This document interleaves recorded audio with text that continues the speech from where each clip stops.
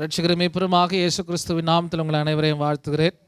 இந்த நல்ல நாளில் நாம் ஒருமித்து தேவ சமூகத்தில் கடந்து வந்து தேவனை ஆராதிப்பதில் பெரிய ஒரு மகிழ்ச்சிகரமான சந்தோஷம் நமக்குள்ளே அதிகமாய் பெறுகிறது. இன்றைக்கு விசேஷமாய் பார்க்கும்போது தாய்மார்கள் தினமாக உலகத்தில் கொண்டாடுகிறதை காண்கிறோம். அதற்காக எல்லா தாய்மார்களுக்காக இயேசுவின் நாமத்தில் உங்களுடையதான பணிக்காக, உங்களுடையதான சேவைக்காக, உங்கள் பொறுமைக்காக, உங்களுடைய தியாகத்திற்காக இயேசுவின் நாமத்தில் நாங்கள் நன்றி செலுத்துகிறோம்.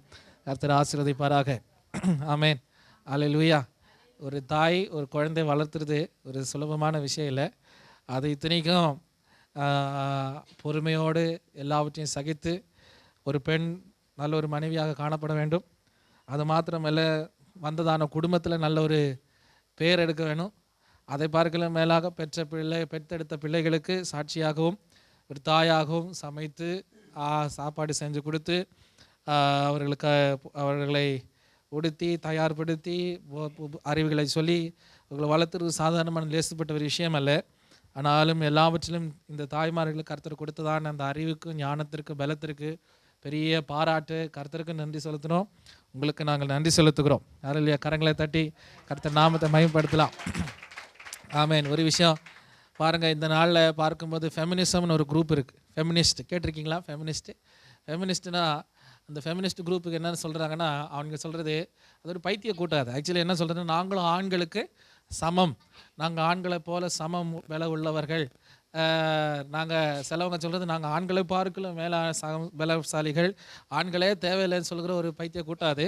ஆனால் ஒரு விஷயத்தை நம்ம புரிஞ்சுக்கணும், பெண்கள் ஆண்களுக்கு சமமே அல்ல, ஆண்கள் பெண்களுக்கு சமமும் அல்ல. ஆண்டவர் ரெண்டு ஜாதியையும் வெவ்வேறாக படைத்தார். இல்லைங்களா? ரெண்டு அதாவது பெண்களையும் ஆண்களையும் வெவ்வேறாக படைத்தார். இதில் ஒப்பிட்டு பார்க்குறதுல எந்த விதமான பிரயோஜனம் இல்லை. ஆணுக்கும் சமம், ஆணை ஒரு பெண்ணுக்கு துல்லியமாகவும் பார்க்க முடியாது, ஒரு பெண்ணை ஆணுக்கு துல்லியமாகவும் பார்க்க முடியாது. ரெண்டு பேருடையதான கருத்து, ரெண்டு பேருடையதான பலன், ரெண்டு பேருடைய மனநிலைமை வித்தியாச நிலைமையில் கர்த்தர் என்ன செய்திருக்கிறார்? நிலைத்து வைத்திருக்கிறார். ஒரு வீட்டில் நீங்கள் ஒரு பொதுவாக நம்ம பார்க்குற ஒரு விஷயம் என்னென்னா, ஒரு 40-50 வயசு வரைக்கும் அந்த ஆண் அந்த வீட்டில் இருக்கிற புருஷன் பெரிய ஆளாக இருப்பார். அவர் பேசுகிறது தான் அந்த வீட்டில் சட்டம். ஆனால் அந்த 50 வயசு தாண்டினவொடனே அந்த அம்மா சாகிற வரைக்கும் அந்த அம்மா பேசுகிறது தான் அங்கே கண்டிப்பாக சட்டம்.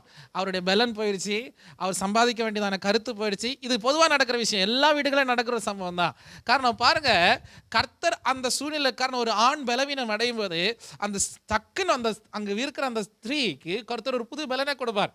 பாருங்கள், சில வீடுகளில் பொதுவாக பார்க்குற விஷயம் என்னென்னா, பெரிய கடனில் ஒரு பெரிய பிரச்சனையில் வேதனையில் இருக்கிறதான குடும்பத்தில் அந்த புருஷனுக்கு என்ன செய்யணும் இனி வழியே இல்லைன்னு சொல்லி சோர்ந்து போய் இருக்கும்போது உடனடியாக அந்த வீட்டில் இருக்கிற தாய் ஒரு தீர்மானத்தை எடுப்பார். நமக்கு செய்யலாம், நமக்கு முடிக்கலாம், நமக்கு பண்ணலாம். அப்படி அநேக பெண்கள் அவர்களுடையதான பிரயாசத்து நிமித்தமாக அந்த குடும்பங்களை கட்டி எழுப்பியிருக்கிறார்கள். அதனால தான் வசனம் சொல்லுகிறது, ஒரு புத்தி உள்ள ஸ்திரீ என்ன செய்கிறா? தன் வீட்டை கட்டுகிறாள், அது இல்லாதவளோ அதை இடித்து போடுகிறாள். அதனால தான் இன்னொரு பார்க்குற நல்ல, அதாவது குணசாலியான ஸ்திரீயை கண்டுபிடிக்கிறவன், குணசாலியான ஸ்திரீயை கண்டுபிடிக்க யார்? அப்போ அதாவது அறிவுள்ளதான ஒரு என்ன பண்ணுற ஒரு மனைவியை தெரிஞ்சு கொள்ளணும். வாலிப பிள்ளைகளே, உங்களுடையதான வாழ்க்கையில் உங்கள் தீர்மானங்களில் ஜெபத்தோடு, ஆண்டவரே உங்களை பார்த்து சொல்கிறேன், ஜெபத்தோடு இருக்கணும். லவ் பண்ணிட்டு ஊர் சுற்றுறது பெரிய விஷயம் கிடையாது. ஒரு தம்பி டெய்லி என்ன பண்ணுறாரு, லவ் ஸ்டேட்டஸ் போகிறாரு, என்னன்னு தெரில, அவருக்கு என்ன ஆயிடுச்சுன்னு தெரில, ரொம்ப ஃபீலிங்கில் இருக்கிறாருன்னு நினைக்கிறேன். நான் ஒரு விஷயத்த சொல்கிறேன், வாழ்க்கை என்பது ஒரு போராட்டம். சிரிக்கிறதுக்கு சொல்லலை, ஒரு தமாசு சொல்லலை, ஒரு போராட்டம். அல்லையா? முன்னாடி கல்யாணத்துக்கு முன்னாடி, அதான் கல்யாணத்துக்கு பின்னாடின்னு ஒரு கதை இருக்குது இல்லைங்களா? மாலதி சிஸ்டர் கிட்ட கேட்டால் தெரியும், அவங்க சொல்லுவாங்க அவங்க அனுபவத்தை. கல்யாணத்துக்கு பின்னாடின்னு ஒரு அனுபவம் இருக்குது. கல்யாணத்துக்கு முன்னாடி பொறுப்பு இல்லை, கல்யாணத்துக்கு பின்னாடி பொறுப்பு வந்துருச்சு. அப்போ ஆதியில் காண்பிச்ச அன்பு, ஆதியில் காண்பிச்ச அந்த பாசம் அங்கே என்ன இல்லை, ஒர்க் அவுட் ஆகுறதில்ல. காரணம், அங்கே எல்லாரும் பிஸி ஆகிடுவாங்க. பிள்ளைங்களை பார்க்கணும், குடும்பத்தை பார்க்கணும், மாமியாரை பார்க்கணும், மாமனாரை பார்க்கணும், சொந்தக்காரங்களை பார்க்கணும். அப்படி ஒரு பெரிய ஒரு ரெஸ்பான்சிபிலிட்டி வந்த உடனே எல்லாமே சூழ்நிலைக்குள்ளே மாற்றம் வரும். அப்போ பிரச்சனை மறுபடியும் உண்டாகும். அப்போ ஆரம்பத்தில் நேசித்தா இப்போ நேசிக்கல. நிச்சயமா நிறைய கவுன்சிலிங். காரணம், நான் ஒரு இந்த கவுன்சிலிங் ஃபீல்டில் இருக்கிறனால மற்றவங்களுக்கு நம்ம கவுன்சிலராக இருக்கும்போது நிறைய ஃபேமிலி ப்ராப்ளம்ஸை நம்ம என்ன பண்ணுறாங்க, அனலைஸ் பண்ணுவோம். அது கேஸ் ஸ்டடின்னு சொல்லுவோம். அப்போ அந்த கேஸை ஒவ்வொரு நாளும் ஸ்டடி பண்ணும்போது அப்போ புரியுது, அப்போ பாருங்கள், விசேஷமாக நம்முடைய தாய்மார்களுக்கு நான் பெரிய பாராட்டுகளை சொல்கிறேன். காரணம் என்னென்னா, நம்ம வீட்டில் இருக்கிற ஆண்கள் வந்து சாதாரண லேசுப்பட்டவங்க கிடையாது. எடுத்த உடனே கையை தூக்கி பொலேர்னு வீசுகிறவங்க தான் இல்லையா? நம்ம இந்தியாக்காரி பெண்கள் தான் அது வாங்குறாங்க பேசாமல் வாயை கட்டிட்டு. வெளியூர்லன்னா என்றைக்கே அந்த மனுஷனை அவ்வளோதான் அவன் கதை, ஜெயிலில் போயிருக்கணும் அவர். ஆமாங்கோ, வெளிநாடுகளில் அவ்வளோதான். ஒரு ஆண் தன்னுடைய பெண் மனைவி அடித்தான ஒரு சின்ன கேஸ் போதும், அபியூஸ்ட் மீன்னு சொன்னால் போதும், 11 மாதம். அப்படி ஒரு சகோதரனை பார்த்துருக்குறோம், 11 மாதம் ஜெயிலு. அவன் என்கிட்ட ஜெபிக்க வந்தார். ஃபிசிக்கல் அபியூஸ்ன்னு சொல்லி ஒரு கேஸ் போட்டால் போதும். ஆனால் நம்முடைய நாட்டில் நம்ம பெண்களுக்கு பெரிய பாராட்ட சொல்லணும். இந்தியா மக்களை ரொம்ப ஆசீர்வதிக்கணும், பாராட்டணும். நம்ம தாய்மார்களே கருத்துறவங்களை அதிகமாக ஆசீர்வதிப்பாராக. சரி, மதர்ஸ் டே அதனால் இந்த சிறிய ஒரு உங்களுக்கு ஒரு தங்கராஜன் பாப்பா மாத்திரம் நல்ல மனுஷன். அவர் எல்லாருக்கும் நல்ல ஒரு முன் உதாரணமாக வாங்கினவர் தான். அவர் கொடுத்ததே கிடையாது. அம்மா கிட்ட இருந்தால அம்மா சொந்தக்காரங்களது வாங்கியிருக்கீங்களாப்பா? துரத்தி கல்லெல்லாம் தூக்கி போட்டாங்கல்லங்க. ஆமாம், ஓடி வரும்போது. ஆமாம், அந்த மாதிரியெல்லாம் சூழ்நிலையில் தியாகத்தை சகிச்சு அவருடைய லவ் ஸ்டோரி தான் பெரிய லவ் ஸ்டோரி. ஸ்தோத்திரம். ஆமேன்.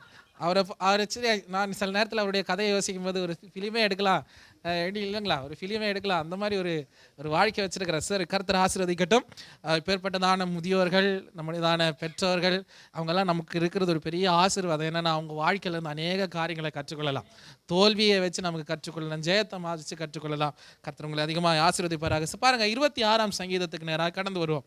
நான் மிகவும் சீக்கிரமாக முடிக்க விரும்புகிறேன். இந்த சங்கீதத்தை 3 பகுதியாக நமக்கு பிரிக்கலாம்.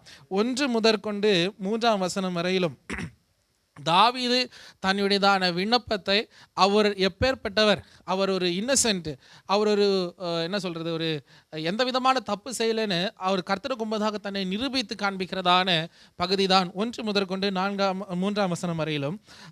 4ஆம் வசனம் முதற்கொண்டு 8ஆம் வசனம் வரையிலும் அவர் எப்படி கர்த்தருக்கு முன்பதாக நடக்கிறார் என்றதான காரியத்தை அந்த 4 முதல் 8 வசனங்களில் அவர் அங்கே பேசுகிறார் என்று பார்க்கிறோம். 9ஆம் வசனம் முதற்கொண்டு 12ஆம் வசனம் வரையிலும் அதில் அவர் பேசுகிறதான காரியம் என்ன தெரியுமா? கர்த்தாவே, எனக்கு இப்பேற்பட்டதான காரியங்களை நீங்கள் செய்யக்கூடாது. நான் உமக்கு முன்பதாக உத்தமமாய் நடக்கும்போது என்ன கர்த்தாவே, தீங்குக்காரர்கள் நடுவில், பாவிகள் நடுவில் நீங்கள் என்ன ஒருபோது நீங்கள் வந்து கெடுதலை எனக்கு வர வைக்கக்கூடாது என்று சொல்லுகிறதான கதறல் தான் 9 முதல் 12 வசனங்கள். இந்த 26ஆம் சங்கீதத்தை தியானித்த போது ஒரு காரியத்தை நான் விசாரித்து பார்த்தேன். இதுக்கு பின்னணி என்ன இது ஒரு பின்னணி. ஆனால் பின்னணியை பார்க்கும்போது ஒரு விசேஷமாக ஒரு பின்னணி இல்லை. ஆனால் தாவீதுடையதான ஒரு சந்தர்ப்பம், தாவீதுடையதான வாழ்க்கையை குறித்து அவர் அனுபவித்ததான அவருடையதான ஓட்டத்தில் அவர் எழுதினதான ஒரு வேலை பாடலாக இது காணப்படலாம். காரணம், எதுக்காக தாவீது இங்கே சொல்கிறாருன்னு பார்க்கும். முதல் வசனத்தில் சொல்கிறாரு, படிங்க. கர்த்தாவே, என்னை நியாயம் விசாரியும், நான் என் உத்தமத்திலே நடக்கிறேன். அப்போ பாருங்க, எந்த மனுஷனும் நான் உத்தமன் என்று ஒருபோது என்ன பண்ண முடியாது, சொல்ல முடியாது. கர்த்தரிடத்துலையும் சொல்ல முடியாது, தனக்கு தானே சொல்ல முடியாது. காரணம், எல்லா வாழ்க்கையிலும் ஒரு குறைவு, பாவங்கள், அக்கிரமங்கள் எல்லாம் வாழ்க்கையில் என்ன செய்யுது, ஏதோ ஒரு ஃபால்ட்டு நம்மளுடைய ஜீவியத்தில் இருக்குது. ஆனால் ஒரு விஷயத்தை இங்கே தாவீதக்கார் சொல்லுகிறாரு, ஆண்டவரே, நான் உத்தமத்தில் நான் நடக்கிறேன். என்னை நீங்கள் என்ன பண்ணுங்கள், என்னை சோதிச்சு பாருங்கள், என்னை நீங்கள் விசாரித்து பாருங்கள், என்னை நீங்கள் கவனித்து பாருங்கள். ஏன் தாவீது இந்த பாடலை இப்படி பாடுறான்னு சொல்லும்போது, தாவீது போகிறதான அனுபவம் மிகவும் மோசமான ஒரு அனுபவம், மிகவும் வேதனைக்குரியதான ஒரு அனுபவம், மிகவும் துக்கமான ஒரு அனுபவம். காரணம், அவர் சொல்கிறாரு, நான் என்னுடையதான உத்தமத்தில் நடக்கும்போது, நான் உமக்கு முன்பதாக பிரியமாய் வாழும்போது, எனக்கு விரோதமாக எழும்புகிறதான சத்துருக்கள், எனக்கு விரோதமாக எழும்புகிறதான என்னுடையதான எதிரிகள் என்னை எப்படியாவது நிர்மூலமாக்கலாம் என்று தீர்மானிக்கும் போது, கர்த்தாவே, நீர் ஒருபோது என்ன செய்யக்கூடாது, கைவிட்டு தூரமாக போகக்கூடாது. அவருடையதான ஒரு கதலின் பாடல் தான் இது. ஆனால் கடைசி பகுதியில் அவர் சொல்கிறாரு, அந்த அவர் தேவனுக்கு முன்பதாக எப்படி நடக்கிறார் அவர் சொல்கிறாரு. 4ஆம் வசனத்தில் சொல்கிறாரு, நான் என்ன செய்யறதில்ல, யாருங்கோ, வீணரோடு நான் உட்கார்றதில்ல, நான் வஞ்சகரிடத்தில் சேருவதில்லை. அப்போ அவர் சொல்கிறாரு, அவரோட ஃப்ரெண்ட்ஷிப் யார்கிட்ட இருக்குது, உத்தமர்கள்கிட்ட இருக்குது. அவர் சொல்கிறாரு, என்னுடையதான நட்பு அக்கிரமக்காரர்கள் கூட இல்லை, உத்தமர்கள் கூட. காரணம் தெரியுமா, ஒரு அக்கிரமக்காரன் கூட நான் நடந்தா நானும் அக்கிரமக்காரனாக எண்ணப்படுவேன். ஒரு பழமொழி தமிழில் இருக்குது, பனைமரத்து கீழே நம்ம வந்து பாலை குடித்தாலும் அதை என்ன சொல்லுவாங்க, கல் குடிச்சுன்னு தான் சொல்லுவாங்க. அப்போ இன்னொருத்தர் கேட்குறாரு, அது அப்படி தெரிஞ்சு ஏன்டா போய் அது கீழே போய் உட்காந்து போய் பாலை குடிக்கிறேன்னு, இல்லையா? அப்போ பாருங்கள், இதே போல் ஒரு அனுபவம் தான். நம்ம வீம்புக்காரர்கள், அக்கிரமக்காரர்கள் அவர்கள் பக்கத்தில் போய் உட்கார்ந்துட்டு நான் நீதிமான், நான் நல்லவன், நான் அந்த மாதிரி அக்கிரமங்களை செய்யறதில்லை, நமக்கு ஒருபோதும் நம்ம எவ்வளோ சொன்னாலும் மற்றவங்க என்ன செய்யறதில்லை, ஏற்றுக்கொள்வதில்லை. அப்போ முதலாவது நான் யார் கூட சேரணும்னு எனக்குன்னு ஒரு கன்ஃபர்மேஷன் இருக்கணும். புரியுதுங்களா? என்னுடைய ஃப்ரெண்ட்ஷிப் யார் கூட இருக்கு, என்னுடைய நட்பு யார் கூட இருக்குன்னு முதல்ல நான் என்ன சோதிச்சு பார்த்து நான் சேர வேண்டியவங்கள் கூட நான் சேரும்போது மாத்திரமே எனக்கும் நல்ல பேர் கண்டிப்பாக உண்டாகும். இப்போ ஒரு கஞ்சா அடிக்கிற பையனுக்கிட்ட நீங்களும் நடந்து போறீங்க ஃப்ரெண்ட்ஸா, உங்களுக்கு தெரியல, திடீர்னு போலீஸ்காரன் வந்து தூக்கிட்டு போயிட்டா. நம்ம எவ்வளோ சொன்னாலும் சார் நான் கஞ்சா அடிக்கல சார், அவன் வந்து அடிக்கிறேன்னு சொல்ல போலீஸ்காரன் விடுவானா? முதல்ல உன்னை தான் போட்டு கட்டுவான். அவன் நம்பவே மாட்டான். காரணம் உங்களை பார்க்கறதுக்கு அவனை பார்க்கறதுக்கு என்ன இல்லை, வித்தியாசம் தெரியல. அப்போ நம்முடையதான ஃப்ரெண்ட்ஷிப்பு இங்கே தாவீது சொல்றாரு, அவர் சொல்றாரு எனக்கு இந்த அக்கிரமக்காரர்கிட்ட பங்கு இல்லை, நான் உங்ககிட்ட எந்த விதமும் உறவு வச்சு மாட்டேன். என்னுடைய உறவு எப்பேற்பட்டவர்கள், தேவனுக்கு பயந்தவர்கள். ஆமென். பாருங்க, அவர் சொல்றாரு, ஆண்டவரே உமக்கு முன்பதாக நான் உத்தமமாய் நடக்கிறேன். அப்போ எப்படி கர்த்தருக்கு முன்பதாக நடக்கிறார் என்று முதல்ல அவர் வெளிப்படுத்துறார் தம்மை. அடுத்ததாக பார்க்கும்போது அவர் சொல்றார் 9ஆம் வசனத்துல படிங்க, என் ஆத்துமாவை பாவிகளோடும். அவர் சொல்றாரு, கடைசியில் சொல்ற, ஆண்டவரை ஒருபோதும் இந்த தீங்கு எனக்கு வரக்கூடாது. நான் எப்பவுமே உம்முடைய சமூகத்தில் நான் இளைப்பாறினாலும் உம்முடைய சமூகத்தில் நான் நின்றாலும் என்னை ஒருபோதும் அக்கிரமக்காரர்கள் கூட என்னுடைய ஆத்மாவை நீங்கள் என்ன பண்ணக்கூடாது, வாரிக்கொள்ளக்கூடாது. ஏன்னா நீங்கள் வித்தியாசமாக ஐடென்டிஃபை பண்ணணும். எனக்கு தர வேண்டியதான ஆசீர்வாதம் நீங்கள் தரணும்.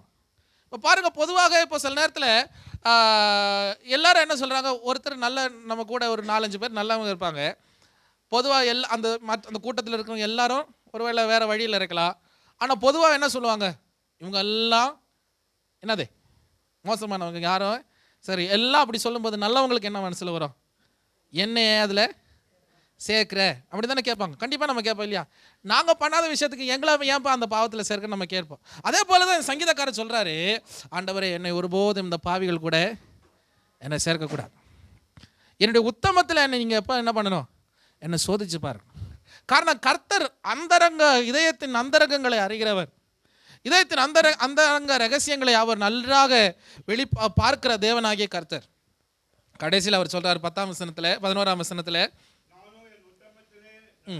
நானோ என் உத்தமத்தில், இவர் டிக்ளரேஷன் அவர் சொல்றாரு. முதல்ல சொல்றாரு நான் உத்தமத்தில் நடக்கிறேன்றாரு, இப்போ மறுபடியும் சொல்றாரு நான் உத்தமத்தில், அது அப்படியே என்னன்னா நான் நடந்து கொண்டு தான் இருக்கிறேன், ஆனால் கடைசி வரைக்கும் அந்த உத்தமத்திலேயே நான் வாழ்வேன், உங்களுடைய சமூகத்தை விட்டு நான் என்ன பண்ண மாட்டேன், தூரம் போக மாட்டேன். பாருங்க அவருடையதான ஜஸ்டிஃபிகேஷன், அவர் எப்படி தன்னை தானே நியாயப்படுத்துகிறார். சொல்றாரு நான் நடக்கிற ஆண்டவரே, சிலவங்க என்ன பண்ணாங்க, நான் உத்தமமாக தினம் நடந்து நீதியில நிலை நிற்கிறவன். ஒரு பாட்டு பாடுற இல்லைங்களா, கர்த்தாவை உமது கூடாரத்தில் தங்கி வாழ்பவன் யார் கூட இருப்பான். 15ஆம் சங்கீதம் 24ஆம் சங்கீதம் எல்லாத்துலையும் சொல்லுது, அவருடைய பருவத்தில் ஏறுகிறவன் என்ன செய்வான், உத்தமமாய் தினம் அவருடைய சமூகத்தில் நடந்து நீதியில நிலை நின்று. அப்படி நம்ம நிற்கும்போது மாத்திரமே கர்த்தர் ஆசீர்வதிப்பார். கடைசி 12ஆம் வசனத்தில் என்ன சொல்றாரு தெரியுமா, என் கால் செம்மையான இடத்துல நிற்குது. 11 வசனங்களில் எல்லாவற்றிலும் அவர் கதறாரு, ஜபிக்கிறாரு. அதுக்கான பதில் கடைசி 12ஆம் வசனத்தில் சொல்றாரு, என் கால் எங்கன்னு இருக்கு, செம்மையான இடத்துல. அப்போ ஆரம்பத்தில் அந்த பிரச்சனையில் இருக்கும்போது அவர் சொல்றாரு, கூட இருக்கிறவங்க அக்கிரமக்காரங்க, கூட இருக்கிறவங்க பிரச்சனைக்காரங்க, கூட இருக்கிறவங்க மாறுபாடு உள்ளவர்கள், இவர்களுக்கு நடுவில் அவருக்கு என்ன செய்ய முடியல, அவருடைய நீதியை வெளிப்படுத்த முடியாமல் இருக்கிறதான சூழ்நிலையில் கர்த்தரை நோக்கி பார்த்து ஜெபித்தார். கர்த்தர் அவருக்கு விடுதலை கொடுத்தபோது அவர் சொல்றாரு, என் காலோ செம்மையான இடத்தில் இருக்கிறது, ஈவன் பிளேசஸ். அடுத்தது, சபைகளிலே நான் கர்த்தரை துதிப்பேன். அப்ப கர்த்தரை துதிக்க வைக்க கர்த்தர் என்ன செய்வார், உங்கள் நாவுகளை புதிய பாடல்களால் நிரப்புவார். ஆமென். கர்த்தருடையதான கிருபை, கர்த்தருடையதான இரக்கம். இன்னைக்கு நம்ம பாடி இந்த காலவேளை ரொம்ப மகிழ்ச்சியாக இருந்தது. பாருங்க என்ன சொல்றது தெரியுமா, அவர் கிருபை அவர் இரக்கம் என் மாறாது எந்த வாழ்விலே. மலைகள் விலகி போனாலும், பர்வதங்கள் பேர்ந்து போனாலும், அது சமுத்திரங்கள் ஜலத்தில் அது கொந்தளித்தாலும், நான் கர்த்தருக்குள் என்ன செய்வேன், மகிழ்ச்சியாக இருப்பேன். ஆனபடினால தேவஜனமே, தேவ சமூகத்தில் உறுதியாக நிற்போம். எந்த சூழ்நிலைகள் வந்தாலும், எப்பேற்பட்ட போராட்டங்கள் வந்தாலும், பிரச்சனைகள் வந்தாலும், கர்த்தர் மேல் உறுதியாக இருக்கிற மனுஷன் என்ன செய்வான், பாக்கியவானாய் காணப்படுவான். அதனால தான் வசனம் சொல்கிறது, கடைசி வரை இந்த நிலைத்து நிற்கிறவன், தேவகி அம்மா சொல்றது போல லாஸ்ட் வரைக்கும் நிலைத்து இருக்கிறவன் என்ன செய்வான், ரட்சிக்கப்பா இல்லையா. ஸ்தோத்திரம். ஆமென். இங்கிலீஷ் புரியாதவங்களுக்கு தான் அந்த அம்மா இங்கிலீஷில் சொல்லுது, லாஸ்ட் வரைக்கும் நிற்கணும். ஆமாம், லாஸ்ட் வரைக்கும் நிற்கணும். லாஸ்ட்டில் போய் நிற்கிறது கூடாது, லாஸ்ட் வரைக்கும் நிற்கணும். Outs we should be standing till the end. ஆமேன். அது பெரிய ஒரு ஆசீர்வாதம். அந்த நிலைத்திருக்கும் போது கர்த்தர் பெரிய ஜெயத்தை நமக்கு தருவார். ஓட்டத்தை ஜெயத்துடன் முடிப்போம். அதில் அவருடைய நான் அந்த நாடை சுதந்திரிப்போம். அவருடைய பாதத்தை முத்தம் செய்வோம். கர்த்தர் இந்த வார்த்தைகளால் ஆசீர்வதிப்பாராக. இந்த நேரத்தில் உங்களுக்கு ஏதாவது சாட்சிகள் இருந்தால் தேவ சமூகத்தில் எழும்பி சாட்சிகளை கூறும்படியாக சொல்லுகிறேன். கர்த்தர் ஆசீர்வதிப்பாராக.